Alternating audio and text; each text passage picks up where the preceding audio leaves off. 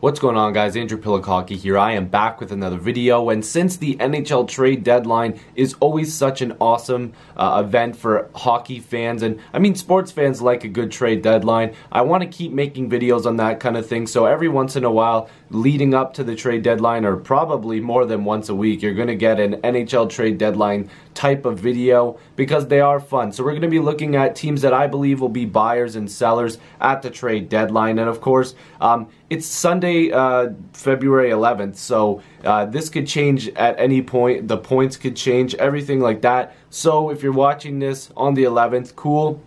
Thank you for supporting and everything. But if you're watching this on a different date and some things have changed and teams maybe came forward and said something, I apologize, but I can't predict the future. So we're going to get right into this video. If you're new, make sure you subscribe. Lots of great hockey content on here, and hopefully you'll stay and watch this video as well. So I'm going to do my best to have it on the screen. I guess I can move over just a tad.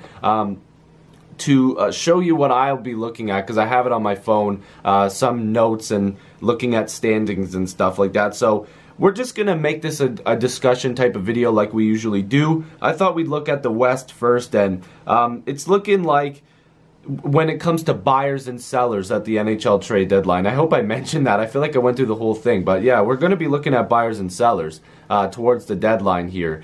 And it's looking like the Arizona Coyotes right now, they'll probably be sellers, but at the same time, what are they going to sell off? They don't have a ton of people that they could sell off. The Ekman-Larsson thing, I think that those trade rumors are pretty much dead. I'm pretty sure they want to keep him. So Max Domi may be their biggest option.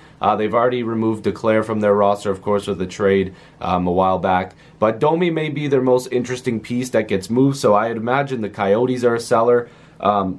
The Vancouver Canucks are always weird to me. I would imagine they're a seller. They are a young team. They don't have, well, they're not a really young team, but they do have a pretty good young core when it comes to their players that are actually going to lead them into the future. Of course, led by Brock Besser. But I would imagine they're going to sell off some of their older talent. The Sedin twins are probably not going to go anywhere. I mean, if they were, there would have been huge rumors by now.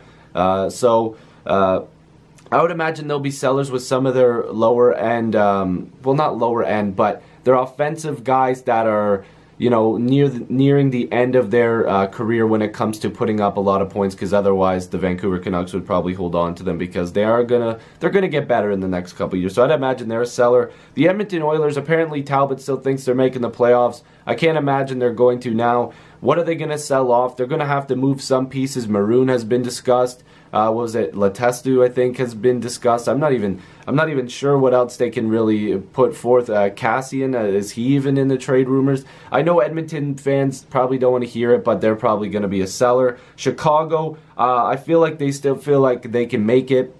They still have a core that's locked up for quite a long time, in my opinion. So they're probably a team that's in the middle. I can't imagine them doing too much, unless, again, I don't read every single rumor that ever comes out. So if something pops up, let me know. Colorado, they still are in the thick of things because it is very tight when it comes to the West. There's a lot of teams that are right in the thick of things.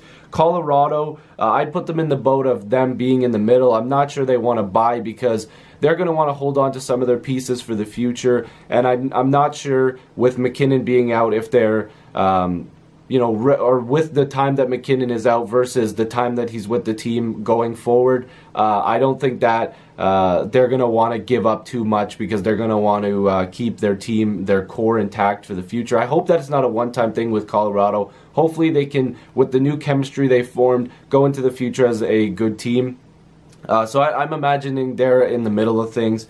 Anaheim, I'd imagine they are going to look at being a buyer because of the fact that they are in the thick of things. Again, I'm not sure of everybody's cap as well, so this is just off the top because we all know NHL GMs find ways to make trades and get under the cap and salary dumps and stuff like that. That's the whole thing of the trade deadline. You don't know what's going to happen, and you don't know how people are going to get around the cap. The Pittsburgh Penguins and Blackhawks are masters at that. But I'd imagine the Anaheim Ducks will be buyers. I'm not sure how much they're going to go after or who they're going to go after, but they will be there. Same with Calgary. They're a team that's probably not afraid to make a move. Again, they're just right in the thick of things. They're going after one of those wild card spots. And again, I'm doing this on the 11th, so this could completely change, but not by too much, other than playoff positioning. So Calgary will probably be a buyer. They don't want to sell off too much of their future either because they have already sold off quite a lot. So Hamonic, that's who they got. They sold off a bit of their future for Hamonic. So I'd imagine they'll be a buyer, but how much is the question? Minnesota, they're right in it in the wild card. Not sure exactly what they're going to do. Minnesota's a team that I wish I knew more about or that I watched more. They're a team that I could see being a buyer. To what extent, not sure. But it's good to see them still in a wild card position. Same with the Dallas Stars. How involved are they going to be on trade deadline day or leading up to it? Not sure, but they're at 70 points. I'd imagine they're a buyer. I'm saying I'd imagine a lot, but they're going to be a buyer. To what extent? Again, I don't know who they're interested in, what their cap situation is like. I hope that Dallas is a buyer, though, because I feel like their core of players, they've got a nice little thing with Ben, Sagan, Radulov. Klingberg's having a good year. They're putting up points. They're winning games. And then you go to teams like LA, San Jose, and Vegas. Vegas, they are going to be crazy leading up to this trade deadline. What are they going to do? Do they want to break up the chemistry that they had? Do they want to make a move? Do they want to be buyers? I mean, everybody expected by this time they were going to be sellers, and Vegas was going to just bring in all these prospects and picks. No thank you. Vegas is in first place. They are going to be a buyer if they see the right move, in my opinion. Could you imagine Green going there? They've discussed it.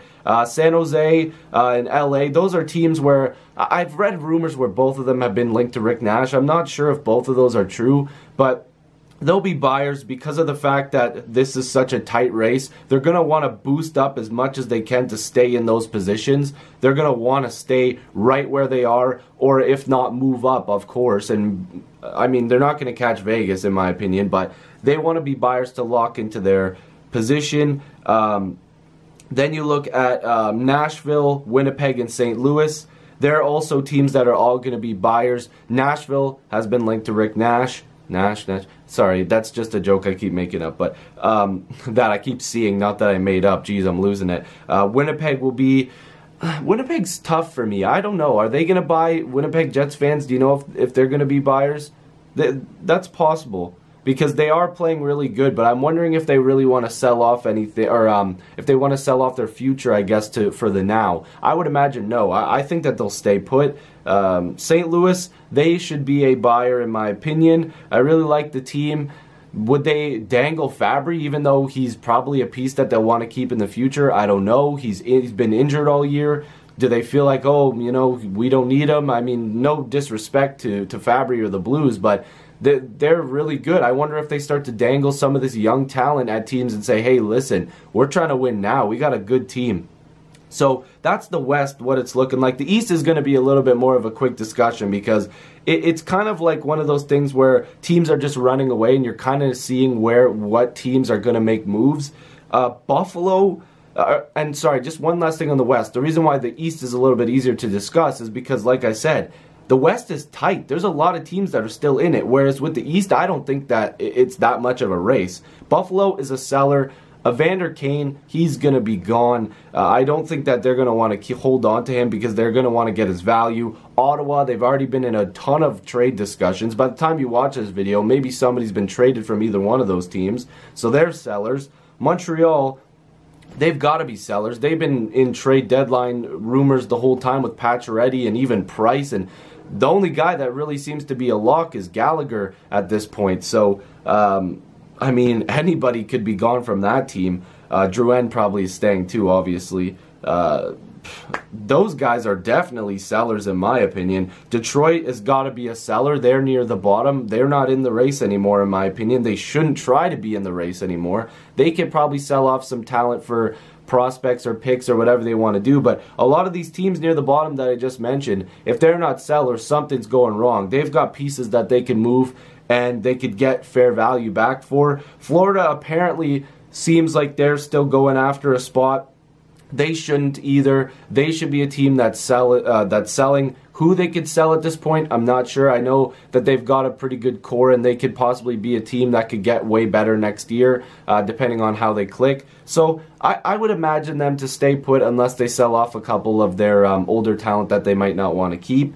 The Rangers, we all know, and I've made a video on this. If you want to go watch that, go check it out. But we all know that they are going to be a seller at the deadline. They want to move players on their rosters for younger players and picks and whatever. So we already know with them, we're going to see some moves there. The Islanders and Blue Jackets, they're two teams that are in the thick of it right now. They want to get better. They are going to be buyers. To what extent, we're not sure. The Islanders have to make a push to keep Tavares in town. So pushing and showing your team that you are ready to go for it. Maybe, I mean, you have to tell your fan base and your players that you're going for a cup. But in all honesty, I can't see the Islanders being a team that's a contender. So they have to go for it, though. At this point, they have to keep Tavares. They want to keep Tavares. So showing him, hey, we're committed to you. We're committed to Barzal. We're committed to Eberle. We want to make this team better. They need to go and get a goalie, in my opinion. I don't know, Islanders fans, do you agree with me? The Blue Jackets, of course, they've got a good team. They're going to be better next year, in my opinion, as well. So whether or not they want to get rid of some younger talent now is up to them. But they're in the thick of it. They should at least do something. The Hurricanes are a team that interests me a lot. I feel like they could be a team that could be a buyer, but a low-key one, maybe just picking up pieces here and there. Same with the Devils. They're a team that's going to be on the fence for me. How far they go, not sure.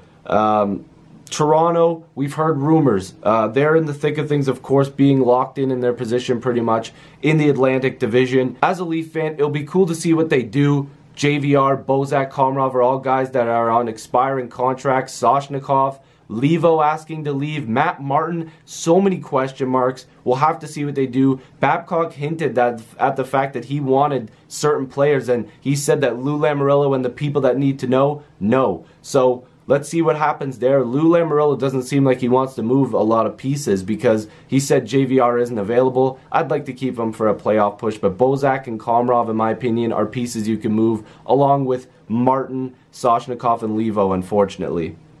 Boston, they're going to be buyers. They've been linked to green, much like Toronto has. Tampa Bay, they don't even need to buy, but at this point, you might as well do something. They're so good. Boston and Tampa right now, just killer. Boston's got 2 games in hand on Tampa, so if Boston buys and makes the right moves, they could pass Tampa, in my opinion. And I don't think that a lot of people would disagree with me. So Boston will be a very interesting team. Tampa, we'll have to see. I'm not sure how far because of their cap. I'd like to believe they're pretty close to the cap at this point. Philadelphia, they got to be buyers, don't they? They got to do something. To what extent? I don't know. They're going to have to dangle some picks maybe. Let's see what they do. Philadelphia is going to be an interesting team. Pittsburgh have been linked to guys like Bozak, Evander Kane. So they're obviously looking at making a move to try to get somebody. Whether or not they can pull the trigger and get rid of some younger talent and go for it now for that three-peat, we'll have to see. Phil Kessel's been dynamite. Malkin, Crosby, everybody has been on the same page. We'll see what happens there. And the Washington Capitals, every year they seem to be a buyer because they go for it every year. Could this be the year the Capitals buy and do something incredible? Only time will tell. So let me know what you guys think. I tried to go through it as quickly as possible and not as boring as possible. This video is pretty long, I just realized. Anyways, let me know what your favorite teams are going to do in the description box down below. Or just talk about any team you want to. Was there something I mentioned that I was wrong? Was I right? Let me know. That's the beauty of this discussion. It's just like me and you were talking. I'm looking at a camera, but we're really talking. I'm talking to you. You're watching this, I'm talking to you. So if you're new, make sure you subscribe. I'd love to have more hockey conversations with you. I'll see you guys in the next video or stream. Peace.